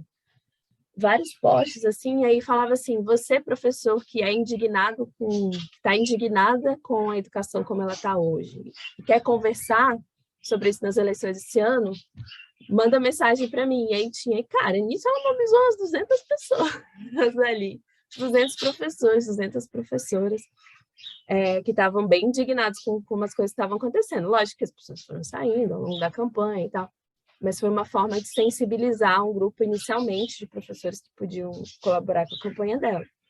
Então, ter ideias criativas a partir do território de vocês, das referências de vocês, ajuda muito, assim, no processo.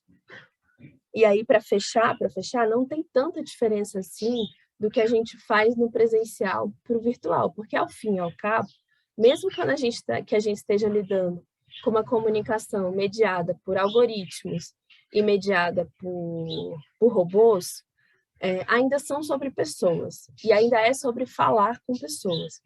Então, não tenham medo dos algoritmos, dessas coisas. Pensem e se preocupem de que maneira vocês vão se comunicar melhor com as pessoas, diretamente com as pessoas, nesse projeto, nessa perspectiva de mundo transformadora que vocês estão trazendo de uma forma clara e acessível. Pensem nisso, porque acho que quando a gente tira o véu do medo, assim, do contexto, do que a gente está, de quão é difícil comunicar na internet, quais são as questões, isso, algoritmo, bolha, essas coisas todas, quando a gente tira isso e lembra que projeto político ainda é sobre transformar a vida das pessoas, eu acho que a gente consegue manter o gás, a chama acesa aí para o processo eleitoral e para depois dele. Acho que é isso, Mazita. Priscila, muito, muito obrigada.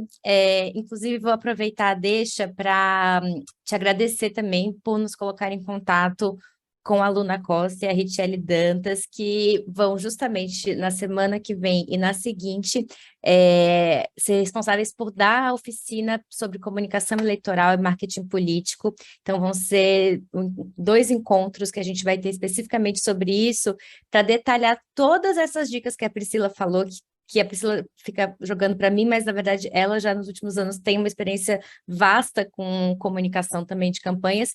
Então, como vocês viram, são muitas coisas que a Pri trouxe aqui de forma recorde e que a gente vai ter tempo, felizmente, de desenvolver com essas 2 mulheres que são do Instituto Marielle Franco, comunicadoras políticas e que têm uma experiência específica com essas oficinas.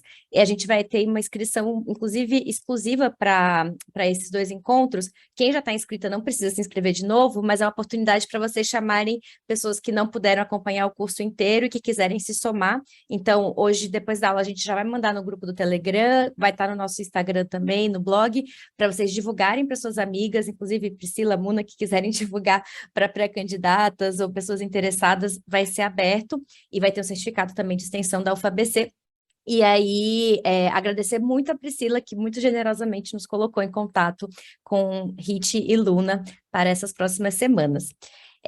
Vou, como a gente está com tempo curto, convidar a Arlene, nossa coordenadora, para fazer também uma fala, e aí, em seguida, passar para inscrições que vão ter que ser um pouco breves, mas eu tenho certeza que a gente vai continuar essa conversa também mais adiante. Então, Arlene, na sequência, Andréia. Olá, gente, bom dia. Hoje eu fiquei bastante quietinha aqui, eu estava ouvindo a Priscila dizer assim, às vezes as pessoas não têm tempo, professoras universitárias. Eu estou um pouco mais enlouquecida que o normal, mas estou aqui ouvindo e estou, assim, muito feliz com a aula de hoje, como tem sido, né? A gente tem tido pessoas muito boas, né? E aí eu não podia deixar de falar sobre isso, né? Quer dizer, eu aqui ouvindo a Muna, eu percebi como que o mandato da Luísa Erundina, né, e que ela faz parte dessa história há muito tempo, talvez desde sempre, como ele está envolvido com essa questão das mulheres da política desde sempre. Acho que a Luísa Erundina foi uma das primeiras, ou talvez a primeira que eu ouvi falar, não basta ter cota, ter ação afirmativa nos partidos, senão dividir fundo partidário com as mulheres. Não adianta, né? Isso lá atrás, né? Então, se não tivesse Luísa Erundina, talvez a gente nem tivesse aqui hoje, né? Então, assim, e acho que tem muitas coisas na fala da Muna que são fantásticas, e claro, isso é fruto da experiência, né? Quando ela fala, né, que a campanha é um meio, né? E isso é muito interessante, né? Porque a gente não pode ficar também querendo mimetizar as candidaturas masculinas, porque o que a gente está trazendo, afinal? Para quê? E aí remete àquela ideia, por que sou candidata, né? Claro que tem razões particulares das mulheres, mas tem as razões também coletivas, né? Você refletir por que você quer ser candidata. Mas, ao mesmo tempo, é um meio muito duro para as mulheres, né? A política é muito dura. E quando eu vejo a Priscila falar, olha, tem que ter afeto, tem que ter, né, alegria, e eu acho que tem que ter entusiasmo também. E aí é muito, é muito estimulante ver uma pessoa da estatuta da Muna com o entusiasmo que ela traz, né? A gente vê que ela até hoje tem entusiasmo pela política, porque se não tiver, não continua. E a fala dela nos leva para adiante, eu acho. Eu que não sou da política, mas que tenho como um âmbito importante da vida social para todas nós, né? Então, o que ela nos traz é que a campanha tem que ser programática e tem que ser coletiva, independente de ela ser coletiva na sua chapa, que é o formato que tem acontecido, ela tem que ser coletiva na sua formatação, né? E essa proposta de assessoria coletiva, eu acho muito legal a gente guardar essa ideia, porque a gente quer fazer uma rede de mulheres na política, né? De um sentido mais amplo, mas claro que a gente quer aumentar as mulheres candidatas e as mulheres eleitas. E aí, mais uma vez, eu vejo ela falando, tem que ser pé no chão, né?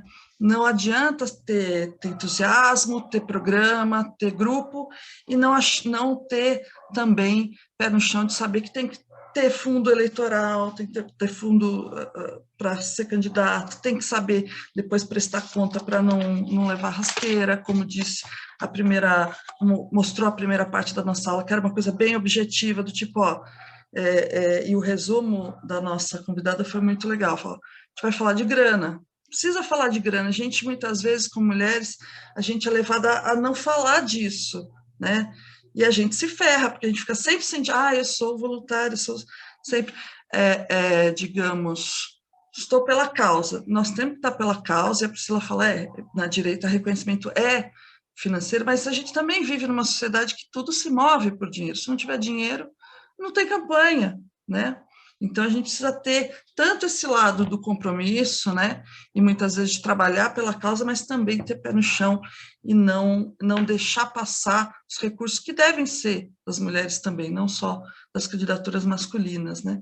Eu lembro sempre que e aí, a Priscila falando, né, fazer os encontros, tem que ter creche, tem que ter acolhimento, tem que ter, porque as mulheres já estão tão cansadas, elas têm que ir num lugar que seja acolhedor, né? E aí eu lembro da Melinha até, eles falavam assim, a mulher dá trabalho mesmo, né? Ela falou aquele jeito mineirinho dela, mulher dá trabalho, ironicamente falando. Tudo para a gente é mais difícil mesmo. Mas a gente tem que continuar com entusiasmo, com alegria, porque senão, o que a gente vai fazer na política, né? Se não tiver isso, não vejo como a gente prosseguir. Então, queria agradecer muito, assim, queria só levantar esses pontos que me tocaram aqui nas falas de hoje. Foi muito bom, né? E de como a gente pode prosseguir. Muito obrigada a todas. Não pude falar na primeira parte, porque eu também estou aqui fazendo 1000 coisas, fazendo programa de disciplina que eu estou dando, que já começou, e eu preciso mandar a disciplina, senão não tem seminário, não tem leitura, não tem nada, enfim. Mas eu estou aqui olhando e fazendo atenção compartilhada das mulheres, né? É o filho para cuidar que acordou, o marido que está com a boca com cirurgia, e a aula que está rolando, e o programa da disciplina que está sendo feito. Então, essa é a nossa vida. E eu nem sou, certamente, a pessoa mais ocupada dessa sala, que dirá do mundo, né? Então, saudações, mulheres, nós estamos juntas. Obrigada, Arlene. Andréia, querida. Bom dia, boa tarde já, né? Então, muito bacana e parabéns tanto a Muna quanto a Priscila. Estou falando desde Fortaleza.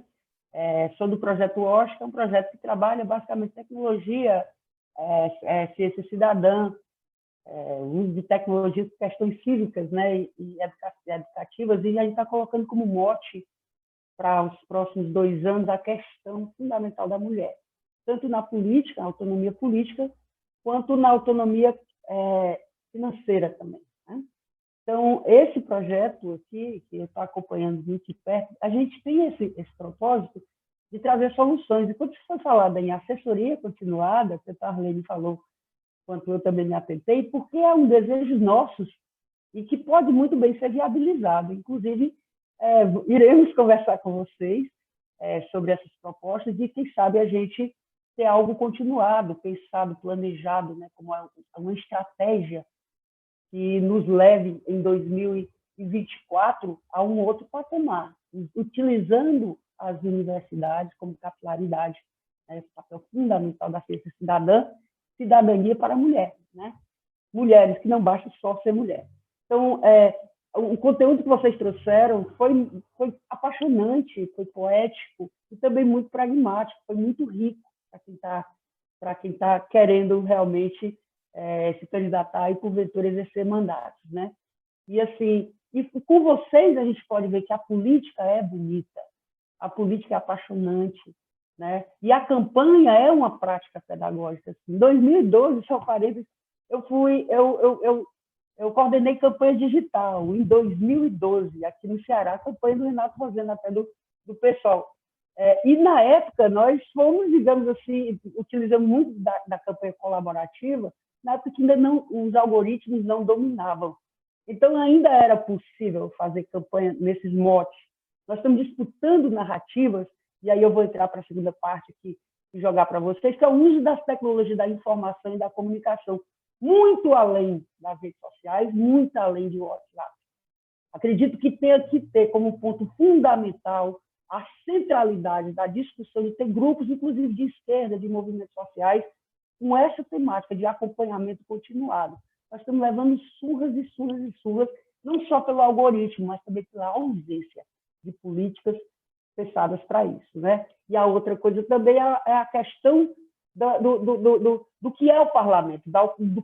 A Erundina, ela é exemplar não só na trajetória, mas com coisas muito concretas. Ela criou projetos de lei como popular. Nós implementamos aqui no Ceará também, né? Até a Elaine que disse, olha, André, leva, e levamos e colocamos aqui no parlamento, na Câmara Municipal. Quer dizer, acho que a Erundina não tem a extensão, não tem a noção da extensão, do impacto que ela causou para nós todas, como exemplo. Hoje se fala em governança aberta, democrática, uso de tecnologias, a Contability.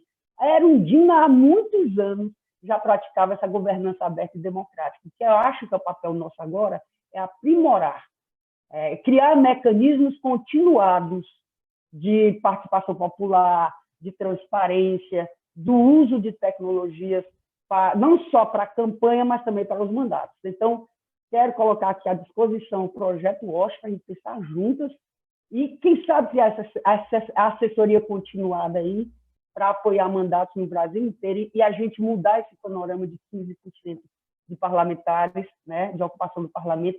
E como eu coloquei aqui, você também colocou, muitas dessas mulheres, inclusive, são extensão dos maridos. Marido, esposo. Isso não basta ser mulher. A gente também não pode ser neutra nessa questão. A gente deve incentivar campanhas de mulheres que defendam o feminismo. Que o feminismo não passa a ser essa coisa violenta, como foi detectada aí pela pesquisa que a Priscila nos apontou. Essa pesquisa que, inclusive, eu gostaria de ter acesso, que é sobre cultura política, que a gente deve incidir. Agradeço muitíssimo a vocês esse aprendizado por hoje e nos colocamos como Projeto WASH à inteira disposição da gente pensar num projeto e que ganhe a dimensão, aí coordenado pela nossa Universidade Federal e do ABC, pioneira, né? Eu conheço vários exemplos em vários lugares do país que também trabalham a temática. Quem sabe a gente unifica isso, né? E quem sabe a gente cria um laboratório continuado de acompanhamento, de assessoria, né? Estamos aqui para isso, soluções e inovações cívicas para a emancipação humana e feminista. Muito agradecida pela aprendizagem de hoje. Nós que te agradecemos, Andréia, você e a toda a equipe do WASH. Inclusive, como vocês sabem, essa é a segunda edição do nosso curso, né? O projeto que começou em 2021. O primeiro foi voltado justamente para a questão mais geral de políticas públicas no poder local, então olhar assim, destrinchar o funcionamento mesmo dessa dinâmica e voltado para mulheres com participação mais ampla, né? Não necessariamente só candidatas. E agora a gente está tendo essa experiência voltada para as eleições e ano que vem já temos que pensar também qual que vai ser essa nossa lente, essa nossa ótica, né? Sempre com as ótimas ideias da professora Arlene e com essas contribuições que vocês trazem, assim. Então, eu fico ouvindo vocês falarem e pensando o que a gente pode organizar para o cronograma do ano que vem, né? Como que a gente pode continuar construindo essa rede, olhando para os desafios. E você trouxe uma coisa fundamental, André, que é essa questão de incluir o tema da comunicação, das tecnologias, da informação dentro das políticas públicas, no mesmo rol que a gente pensa questões de gênero, raça, saúde da mulher, temos que pensar nessas tecnologias. Tem que estar na centralidade. Exato, que é a questão, para além até do letramento digital que a gente está trabalhando, porque para muitas de nós, esse curso, inclusive, foi uma das primeiras experiências de estar no Zoom, estar numa reunião online em tempo real, aprender a usar o WhatsApp como uma ferramenta política, né, para além dos grupos de amigos e familiares. Então, a gente está se dando conta desse abismo digital na prática, acho que a pandemia, o isolamento social nos trouxeram isso de uma maneira mais forte, e agora a gente vai começar a problematizar também, né, um pouco esses limites. Mas não vou me estender, então, guardando essas ideias na cabeça, convido a Muna, por gentileza, para fazer a sua saudação também de encerramento, e em seguida a Priscila, e aí já vou pedindo para as participantes que estão aqui conosco irem abrindo as câmeras na fala da Priscila e tudo mais, que a gente faz sempre a nossa foto de registro virtual. Então, é hora de passar o batom, para quem é de passar batom, perfume, e aí vamos se aprontando. Muna, querida, com você. Bom, eu só quero agradecer, foi um aprendizado extraordinário para mim, agradeço demais a fala da Priscila, da companheira que falou sobre a prestação de conta, que é uma coisa dificílima, muito difícil, é fundamental prestar muita atenção nisso, é diária, tudo, gente, pede nota fiscal, comprou uma borracha, pega uma nota fiscal. Não esqueçam nunca disso, é fundamental, porque se tem uma justiça que funciona, é a justiça eleitoral. Eu quero agradecer demais a professora também da Faculdade do ABC, né, a professora Arline, pela sua fala extraordinária. Professora, a escola voltou, a universidade voltou sem se preparar, professora. Os nossos educadoras e educadoras estão adoecidos, a pandemia nos adoeceu, nos fragilizou, nos trouxe muita insegurança, muita incerteza, o que será amanhã, o que será hoje, e nós temos que ter espaços de muito diálogo, de muito afeto, de muita compartilhar essas angústias, essas aflições, esses adoecimentos. Então, por isso que está sendo um espaço de muita violência, e a gente tem que fazer isso, tem que começar a falar sobre isso. Não existe o normal, nós estamos na quarta onda, não existe normal, o novo normal não existe. Então, temos que começar a pontuar muito isso, ter muita paciência histórica, muita paciência entre nós, e construir, assim, passo a passo, sabe? Não tem uma saída ainda, nós estamos construindo, aprendendo no caminhar. Quando a Priscila coloca trazer alegria, o movimento de mulher e o movimento de feminista sempre foi alegre. O movimento de mulher sempre foi alternativo, ele sempre trouxe sonho, realização do sonho, porque é possível trazer alegria sim, porque nós sonhamos. E como a Erundina coloca, os sonhos não envelhecem. Os sonhos são o encontro das gerações. Eu estou falando com Priscila, estou falando com Mel, e a minha geração fala com a de vocês falam com a nossa, e eu falo com as mulheres que nos antecederam, com as sufragistas, com as mulheres que lutaram pelo direito ao voto, pelas mulheres que tombaram no decorrer dessa história em defesa do direito à fala. Essas são as nossas histórias, essas são nossas vidas. Não é possível ter vergonha de dizer eu sou feminista, porque feminista é lutar pelo direito à creche. Feminista é combater a desigualdade entre mulheres e homens. Mulheres que são 2 vezes mais diplomadas que o homem, ou às vezes até 3 vezes mais diplomadas, e ganham 30% a menos que esse homem. Que quando é mulher negra, ganha menos ainda do que essa mulher branca. Quando é deficiente, então, é uma tragédia total. Então, minhas irmãs, minhas queridas, companheiras que estão aqui hoje, vocês fazem diferença, porque vocês já optaram por um projeto de uma sociedade. E isso é muito importante, é muito importante.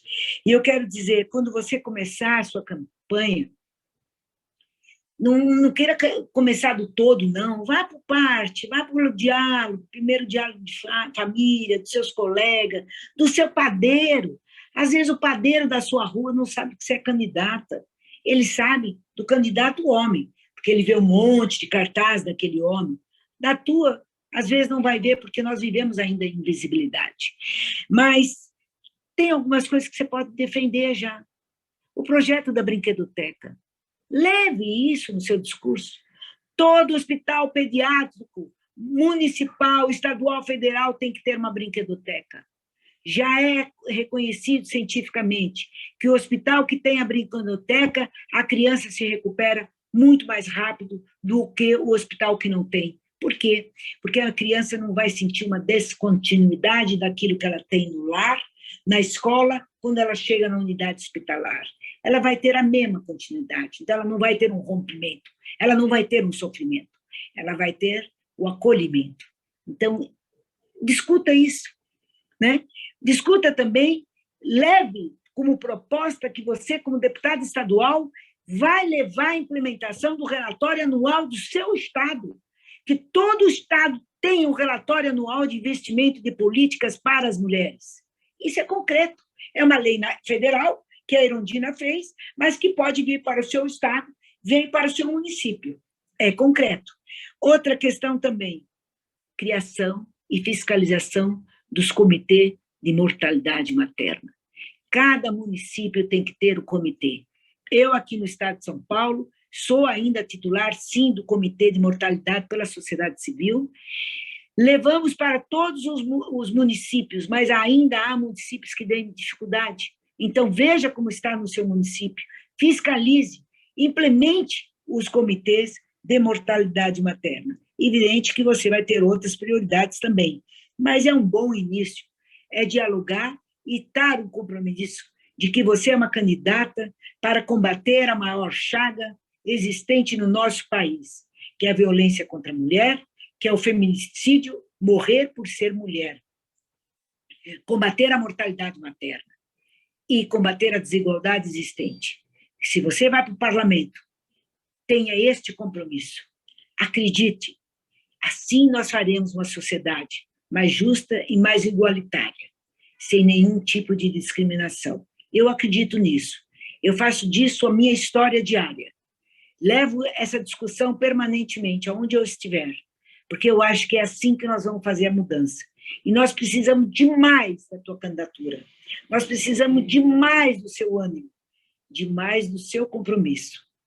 E vamos combater as maiores chagas, que é preconceito racial, conceito homofobia, agora a discriminação por idade. Gente, quem mais sofreu nessa pandemia foi os idosos e as crianças. Essas duas pontas sofreram violentamente na pandemia. Essa é uma dívida social que o Brasil tem. Portanto, parabéns a todos, parabéns aos organizadores desse evento e muito obrigado, me coloco sempre à disposição. Até a vitória de todas. Eu só queria agradecer mesmo. Obrigada, Muna. Aprendi muito com você hoje. Obrigada pela generosidade. Obrigada a todo mundo do grupo, gente, do curso. Vocês são incríveis. Força aí nessa jornada eleitoral, que não vai ser fácil, mas a gente está junto. E como a Muna falou, com alegria, que é o movimento feminista sempre teve, com resiliência e disponibilidade também de continuar construindo, apesar de tudo, né? Apesar dos fundamentalismos, dos conservadorismos, de tudo isso, essa gente que quer enclausurar o nosso corpo num padrão que não é nosso, a gente vai continuar junto e lutando, viu? Então, só agradecer, gratidão mesmo para todo mundo. Obrigada, obrigada mesmo. Obrigada, Mel. Obrigada, mulherada. E contem comigo, gente. Eu vou mandar a pesquisa quando a gente lançar. E podem contar comigo aí, minha sona aí. Eu respondo vocês. Já estamos contando.